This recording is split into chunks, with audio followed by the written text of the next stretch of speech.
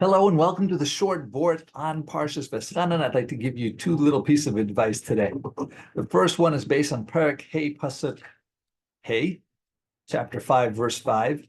And it says, Anochi omeid bein Hashem uveinechem.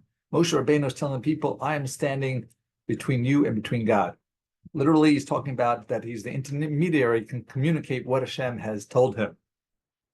However, I'd like to give another interpretation, or a little drush, based on Rabbi Efraim Shapiro. But first, we have to go back to the first parsha of Devarim. And there, Moshe Rabbeinu says to the Bnei Yisrael, Echa esa levadi torchachem masem v'rivchem. Where this is pasuk aleph, pasuk yud beis, how can I myself carry the burden of your contentiousness and your burdens and your bickering?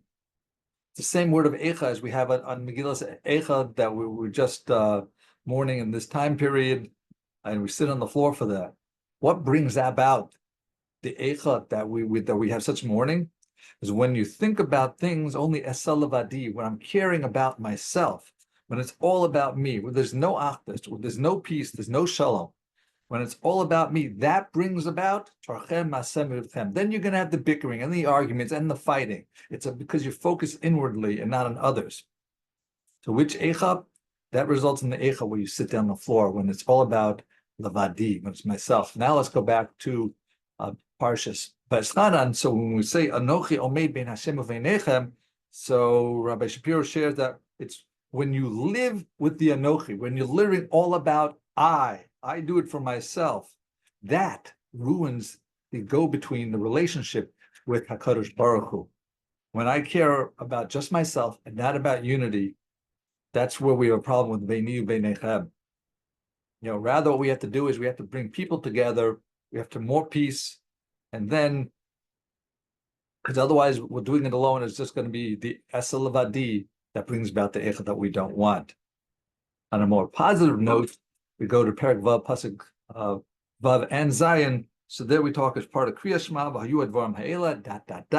al vavecha, yishinanta v'necha. Be the words, these words on your heart, and you'll teach them shortly to your children. The Alshich Hakodosh explains that if you want to teach your Torah to your children, you want to give over the Torah properly, it starts off with you yourself. You have to learn Torah. Therefore, we should read the pasuk as V'hayu advarim ha'ela, ... When these words will be al vavecha on your heart, when you're learning Torah, then and only then will you successfully be mekayim she'inantum levanecha, to teach sharply to your children. So we see that you can have the I is bad if it's just about yourself, but if you're taking an I for yourself and learning Torah and sharing it with someone like your son, like your children, then it becomes something good. So thank you for listening. Thank you for listening. Like, share, and subscribe.